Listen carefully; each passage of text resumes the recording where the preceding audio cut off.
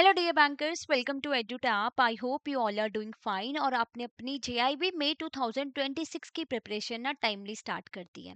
नया साल आ रहा है तो नए साल के साथ ही हम एक ऑफर लेके आए हैं आपके लिए, जहां पे मिल रहा है आपको up to 83% off on all courses of एडुटैप।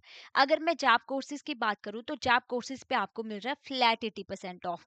Coupon code रहेगा new year 80 to get this discount. तो I will be telling you at the end of the session कि आप किस तरीके से एनरोल कर सकते हो वेबसाइट पे जाके। देखिए, अगर आप ऑलरेडी प्रिपरेशन स्टार्ट कर चुके हो या करना चाहते हो, नए साल के साथ फ्रेश तरीके से स्टार्ट करना चाहते हो ना, तो ये आपके लिए काफी कॉस्ट इफेक्टिव अपॉर्चुनिटी प्रूव हो सकती है। और आज जो हम बात करेंगे, जो आज का हमारा टॉपिक ऑफ डिस्कशन है, that is the part of A to G series for the JAIIB examination. ये जो ए टू जी सीरीज है, इसमें हम जैब एग्जामिनेशन से रिलेटेड ना through a number of videos each and everything आपको बताने वाले हैं। तो आज का जो हमारा टॉपिक है वो है जैब और डीवीएफ के बीच में क्या डिफरेंस है। जैब के बारे में सब कुछ आपको बताया जाएगा, सिमिलरली डीवीएफ के बारे में। तो जैब क्या है, डीवीएफ क्या है, दोनों के बीच में क्या सिमिलरिटीज हैं और डिफरेंस क्या है दोनों के बीच में, वही आज हम इस वीडियो में डिस्कस करने वाले हैं। और आप जैसे मई 2026 को टारगेट कर रहे हैं, तो you should have a fair idea of previous year question, most important topic and important MCQs. Because जो आपके मोस्ट इंपॉर्टेंट टॉपिक है वो आपको पर चैप्टर जो इस डॉक्यूमेंट के थ्रू पता चल जाएंगे और उनको कैसे अप्रोच करना है। बिकॉज सब कुछ तो हमने पढ़ के जाना ही नहीं है एग्जामिनेशन में, हमें चाहिए 50+ मार्क्स। तो हमें इरेलीवेंट कुछ नहीं पढ़ना। प्रीवियस ईयर क्वेश्चन आपको किसी भी एग्जाम का ना एक रियल इमेज बता देते हैं कि किस तरीके के क्वेश्चंस आ रहे हैं। केस स्टडी बेस्ड क्वेश्चन ज्यादा पूछे जा रहे हैं और इंपॉर्टेंट एमसीक्यूज की प्रैक्टिस करने से आपकी स्पीड और एक्यूरेसी दोनों बढ़ती है। तो डिस्क्रिप्शन बॉक्स में जाके इस डॉक्यूमेंट को आप डाउनलोड कीजिए। It's a E book free of cost आपको अवेलेबल है और ये काफी इंपॉर्टेंट माइलस्टोन प्रूव हो सकते हैं आपकी जैव एग्जामिनेशन के लिए। तो चलिए जानते हैं जैब के बारे में। सबसे पहले जैब एग्जामिनेशन की बात करें तो जैब कंडक्ट किया जाता है Indian institute of banking and finance के द्वारा, राइट। तो it is design for working bank employees जो ऑलरेडी बैंक में काम कर रहे हैं और जिनका जो बैंक है वो आईएबीएफ का मेंबर है। जैसे अगर आप एसबीआई में काम कर रहे हो और एसबीआई आईएबीएफ का मेंबर हो, आपके पास आईएबीएफ की मेंबरशिप है, तो आप जैब एग्जामिनेशन के लिए एलिजिबल होगे, first thing. And main motive तो इस एग्जाम को देने का बैंकर्स का यही होता है कि आपको इंक्रीमेंट चाहिए, यू वांट प्रमोशन, ग्रोथ चाहिए आपको obviously. But side by side ये एग्जाम आपको क्या प्रोवाइड कर रहा है, नॉलेज भी प्रोवाइड कर रहा है। नो डाउट आपको प्रैक्टिकल नॉलेज है, आप टू डे लाइफ में आप बैंक में बहुत सारे कस्टमर से डील करते हो, सब कुछ जानते हो। बट थ्योरेटिकली इस एग्जाम के थ्रू आपको और डीप नॉलेज मिल पाती है। जैसे इंडियन इकोनॉमी, फाइनेंशियल सिस्टम के बारे में आपको पता चल रहा है, बैंकिंग एंड फाइनेंशियल सर्विसेज के बारे में आपको नॉलेज मिल रही है, अकाउंटिंग क्या होती है, अकाउंटिंग में प्रॉफिट लॉस के बारे में आप जानते हो, रिटेल बैंकिंग के रिगार्डिंग और डिजिटल बैंकिंग के रिगार्डिंग, कस्टमर सर्विसेज के बारे में ज़्यादा डिटेल में जान पाते हो। तो ये हेल्प कर रहा है आपकी day to day banking operations में, right. Now who is eligible for this examination. अगर आप 12th पास हो, आईएबीएफ के मेंबर हो, तो आप जैव एग्जामिनेशन दे सकते हो। एक स्पेशल केस है यहाँ पे। अगर आप 12th पास नहीं हो बट आप क्लैरिकल या सुपरवाइजरी बैंक स्टाफ की पोजीशन पे हो, तो ब्रांच मैनेजर की रिकमेंडेशन पे आप इस एग्जाम में अपीयर हो सकते हो। एंड सबऑर्डिनेट स्टाफ भी जो बैंक के हैं या फाइनेंशियल इंस्टीट्यूशन के हैं वो भी एग्जाम दे सकते हैं, बट कंडीशन इसकी वो 12th पास हो। ये एक स्पेशल केस था जो हमने डिस्कस कर लिया। देन अब जैब एग्जाम बेसिकली इंक्रीमेंट जो हम डिस्कस कर रहे थे कि इंक्रीमेंट के लिए बेसिकली आप दे रहे हो ये एग्जाम, जो आपका मेन ऑब्जेक्टिव रहता है। और यहाँ पे ये एग्जाम जो है ना आपका ऑनलाइन मोड में रहता है, ठीक है, ऑनलाइन मोड में रहेगा। और बेस्ट पार्ट इसकी कोई नेगेटिव मार्किंग ही नहीं है। जैसे ये एग्जाम क्या है, 100 इसमें क्या है क्वेश्चंस आपको से पूछे जाते हैं, ठीक है। तो 100 मार्क का पेपर रहता है। और अगर आप 100 क्वेश्चन पूरे भी अटेम्प्ट करते हो, उसमें से आपको कुछ क्वेश्चंस के बारे में पता ही नहीं था, तो not to worry, because negative marking तो नहीं है। आपको कितने मार्क्स लेने इस एग्जाम को क्लियर करने के लिए, you need 50 out of 100, right. तो बेसिकली आपको इतने मार्क्स टारगेट करने होते हैं क्योंकि इंक्रीमेंट ही आपका एक ऑब्जेक्टिव है इस एग्जाम को देने का। और आपको टाइम ड्यूरेशन कितनी मिलती है, 2 आवर्स आपको मिलते हैं, यानी 120 मिनट्स आपको मिलेंगे इस एग्जाम को करने के लिए, राइट। तो टाइम मैनेजमेंट भी काफी इंपॉर्टेंट रोल प्ले करता है जैव एग्जामिनेशन को क्वालिफाई करने के लिए, क्योंकि कुछ सब्जेक्ट्स जो है आपके जेआईबी में लेंथी भी है। तो टाइमली प्रिपरेशन और थोड़ा मॉक टेस्ट वगैरह देने से आपकी स्पीड ना इंक्रीज हो जाती है। अब इसमें कौन-कौन से सब्जेक्ट्स हैं हमारे, देखो जैव एग्जाम में आपका Indian economy and Indian financial system है, principal and practices of banking PPB, AFM that is accounting and financial management for bankers, retail banking and wealth management. तो ये 4 सब्जेक्ट्स आपके रहते हैं जेआईबी एग्जामिनेशन में। और यहाँ पे एक और चीज जो आपको जाननी है कि पासिंग क्राइटेरिया क्या है इस एग्जाम का। देखिए ये इंपॉर्टेंट है जानना कि किस तरीके से जो है मार्क्स काउंट होते हैं। सपोज कीजिए ये आपका सिंगल अटेम्प्ट है। सिंगल अटेम्प्ट का मतलब कि आप एक ही बारी में सारे पेपर दे रहे हो। सपोज कीजिए कि आपने पहले जेआईबी एग्जामिनेशन नहीं दिया था और मई में आपका फर्स्ट अटेम्प्ट है, ठीक है, और आपका स्कोर रहा आईआईएफएस में आगे आपके 48, पीपीबी में आपके आगे हैं 51, और एएफएम में आपके आगे हैं 45, और आरबीडब्ल्यूएम में आपके आगे हैं 60। सपोज कीजिए अगर ये एग्रीगेट पूरा बन रहा है 200 तो आप पास माने जाओगे सिंगल अटेम्प्ट में। तो बेटर रहता है कि आप सिंगल अटेम्प्ट में पेपर दे दो। अगर आप 45 स्कोर करना मिनिमम तो 45 चाहिए। अगर यहाँ पे एफएम में 44 आते या 43 फिर आप क्लियर नहीं माने जाते, ठीक है, फिर ये 51 और 60 ही काउंट होता आपका। तो 45 मिनिमम एंड एग्रीगेट 50%, यानी 4 सब्जेक्ट है, 4 सब्जेक्ट यानी 400 मार्क्स, तो उसका हाफ ले लो 200 तो चाहिए चाहिए। एग्रीगेट आपका 200 बनना चाहिए सिंगल अटेम्प्ट के केस में, मिनिमम 45। अब सपोज कीजिए ये आपका सिंगल अटेम्प्ट नहीं था, 2 पेपर आप पहले दे चुके हो किसी और अटेम्प्ट में, अब 2 पेपर देने बाकी थे, तो वहां पे उस केस में फिर आपको 50 ही चाहिए पर सब्जेक्ट में, ठीक है। तो ये चीज आपको अच्छे से पता होनी चाहिए, राइट। तो ट्राई कीजिए सिंगल अटेम्प्ट में पेपर दे दिया जाए, अगर नहीं पॉसिबल होता तो फिर 50 चाहिए हर एक सब्जेक्ट में।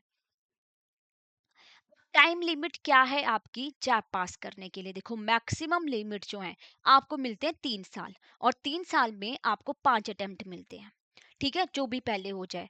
जैसे सपोज कीजिए कि 3 ईयर का टाइम आपको मिला 5 अटेम्प्ट से, तो 3 साल से पहले ही आपके 5 अटेम्प्ट कंप्लीट हो गए, तो वो 5 अटेम्प्ट कंप्लीट हो गए तो फिर ये 3 साल की लिमिट नहीं कंसीडर होगी। और 3 इयर्स हो गए, 5 अटेम्प्ट नहीं कंप्लीट हुए, तो भी आपको फिर से री एनरोलमेंट करवानी पड़ेगी। और अटेम्प्ट रूल क्या बोलता है, देखो आपने रजिस्ट्रेशन कर दी, एग्जाम दिया नहीं दिया, तो आपका एग्जाम क्या है वो काउंट होगा। मीन आपने मई 2026 के लिए एनरोल कर दिया था, रजिस्ट्रेशन कर दी थी, अब ड्यू टू एनी रीजन आप एग्जाम नहीं दे पाए, फिर आप ये नहीं बोल सकते कि मेरा अटेम्प्ट ये कैंसिल होगा। ये अटेम्प्ट माना जाएगा आपका, जरूरी नहीं है कि आप लगातार ही पेपर दे, मई में दिया नवंबर में नहीं दिया, नेक्स्ट साइकिल में दिया, ओके। बट अगर एक बार रजिस्ट्रेशन करवा दी है तो वो अटेम्प्ट आपका काउंट होगा। और with in this 3 year rule आपको क्या है, अप टू 6 एग्जाम कंडक्ट होते हैं, और आपको ना अप्लाई करने होते हैं 5 एग्जाम, राइट। 5 अटेम्प्ट आपको मिलते हैं जो आपको बेसिकली पता होना चाहिए। अगर इन 5 अटेम्प्ट में आप क्लियर नहीं कर पाते हो तो फिर आपको री एनरोलमेंट करवानी पड़ती है। अगर इनमें क्लियर कर देते हो तो आप जैब क्लियर माने जाओगे। अब फीस की अगर बात करें, ठीक है, जब आप एनरोलमेंट करते हो तो फर्स्ट अटेम्प्ट की अगर हम बात करें तो आपको पे करना होता है 4000, जैब की अगर बात करें। फिर नेक्स्ट अटेम्प्ट में 1300, 1300 और 1300, इस तरीके से आप पे करते हो, ओके। तो ये हो गया आपका जैब एग्जामिनेशन के बारे में। अब बात करते हैं डीबीएफ एग्जाम की। देखो डीबीएफ की फुल फॉर्म क्या है आपकी, diploma in banking and finance, ये भी कंडक्ट किया जा रहा है आईएबीएफ के द्वारा ही। बट किसके लिए बनाया गया DBF exam, non banker and aspiring bankers, right. जो लोग ऑलरेडी बैंक में काम कर रहे हैं वो जैब ही देंगे, वो डीबीएफ के लिए जो है वो अप्लाई नहीं कर सकते। डीबीएफ उन लोगों के लिए जो बैंक में काम नहीं कर रहे, they want to make their career in the banking industry, तो वो डीबीएफ एग्जाम देंगे। तो बैंकिंग एंड फाइनेंस नॉलेज आपको मिल रही है इस एग्जाम के थ्रू, क्योंकि सब्जेक्ट्स तो सेम ही है, ओके।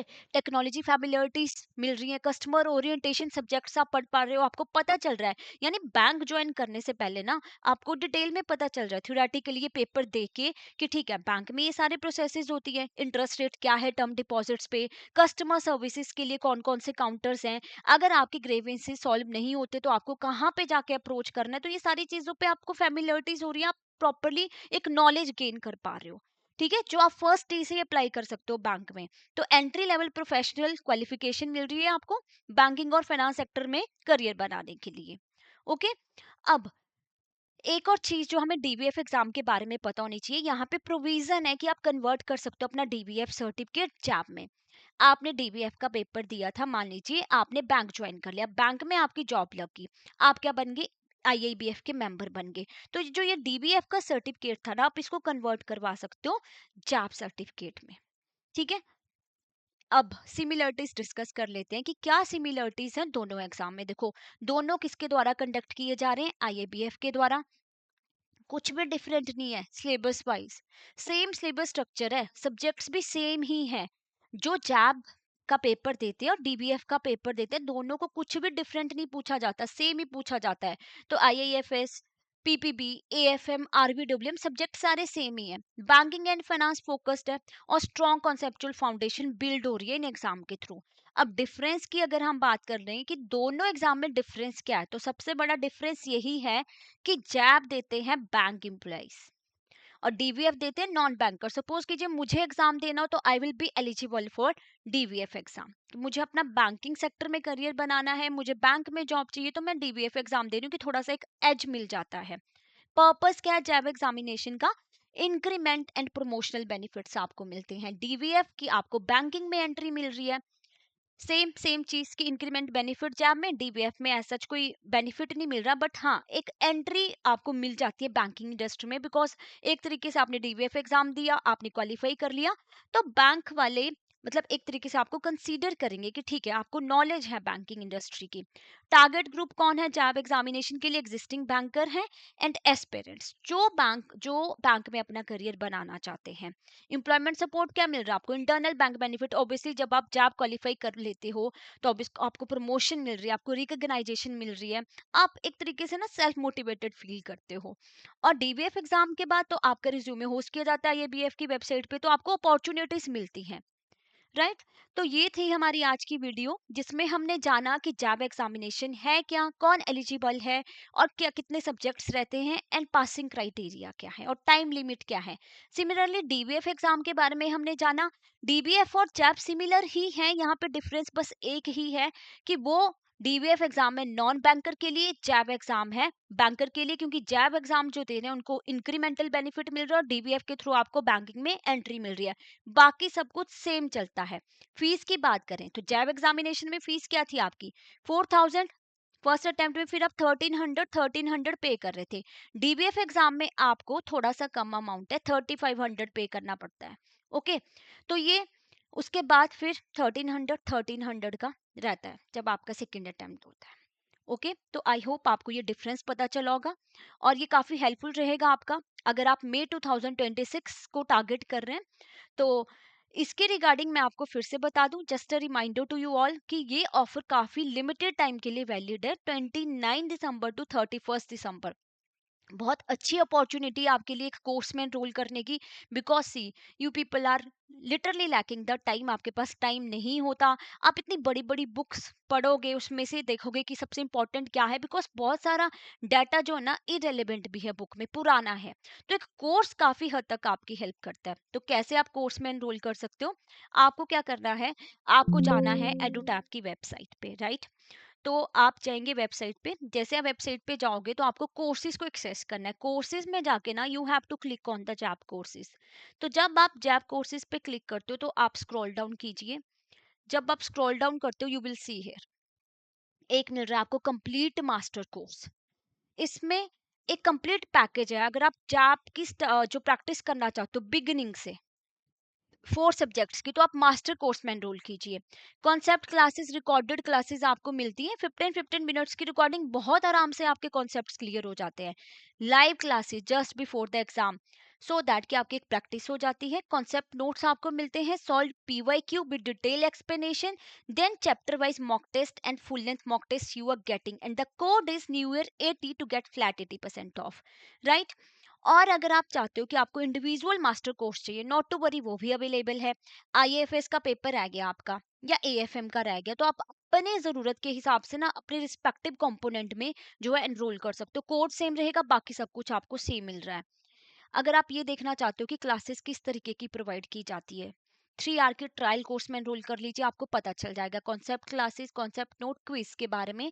कोड है जैब 99, you will get a flat 99% of. अगर आप अभी से बहुत अच्छे से प्रिपरेशन करना चाहते हो, आप चाहते हो कि ठीक है लाइव क्लासेस मिल जाए, तो लाइव ही डाउट पूछ लेंगे, बाद का टाइम जो है ना हम रखेंगे रिवीजन के लिए। तो आप लाइव क्रैश कोर्स में एनरोल कर सकते हो। यहाँ पे बैच 1 ऑलरेडी जो है स्टार्ट हो चुका है 1 दिसंबर से। लाइव क्लासेस मिलती है आपको total 60 live classes, 15 classes of each subject you are getting. तो जो ये क्लासेस की टाइमिंग है ना, बहुत ही कन्वीनियंट है एज पर योर शेड्यूल। आप बैंक में जाते हो, काम करते हो, शाम को आते हो, तो अर्ली मॉर्निंग क्लासेस रहती हैं या फिर शाम को रहती है जब आप आ जाते हो। और इन क्लासेस के थ्रू ना आप लाइव डाउट जो है अपने मेंटर से पूछ सकते हो और एक अच्छे से रिवीजन प्रैक्टिस हो जाती है आपकी। कॉन्सेप्ट नोट्स आपको मिल रहे हैं सॉल्व पीवाईक्यू डिटेल एक्सप्लेनेशन के साथ, बिकॉज उस कॉन्सेप्ट के साथ आपके बाकी कॉन्सेप्ट्स भी क्लियर होते रहेंगे। Chapter wise mock test and full length mock test. Full length mock test जो है ना, एक तरीके की प्रैक्टिस होती है आपकी, टाइम मैनेजमेंट आप अच्छे से कर पाते हो। Code is same, new year 80, you are getting flat 80% off. अगर आपको लगता है कि आपकी प्रैक्टिस हो चुकी है, अब आपको आपको प्रिपरेशन हो चुकी है, अब सिर्फ प्रैक्टिस करनी है जितनी प्रैक्टिस हो सकती है, तो आई वुड सजेस्ट कि आप टेस्ट सीरीज में एनरोल कर लीजिए। यहाँ पे आपको मिलते हैं solve PYQ, full length mock test and chapter wise mock test. Code use कीजिए new year 80 to get flat 80% off. And one more thing I would like to tell you, आप हमारी मेंटर टॉक में भी enrol कर सकते हो। Mentor talk क्या है, देखिए, आप ना इस टॉक के जरिए अपने मेंटर से डिस्कशन कर सकते हो जो भी प्रॉब्लम आप फेस कर रहे हो। It's not related to study only. आपको मोटिवेशन फील नहीं हो रही, यू आर लैकिंग टाइम, नहीं समझ पा रहे हो कि कहाँ से स्टार्ट किया जाए, स्क्रैच से स्टार्ट करना पता ही नहीं चल रहा, नॉट टू वरी, मेंटर से अपनी प्रॉब्लम शेयर कीजिए, आपको डेफिनेटली सॉल्यूशन मिलेगा। और अगर आपको कोई और डाउट है, कोई और क्वेरी है, तो आप हमें इस नंबर पे कॉल कर सकते हो और मेल कर सकते हो hello@edutap.co.in। Thank you so much, have a nice day.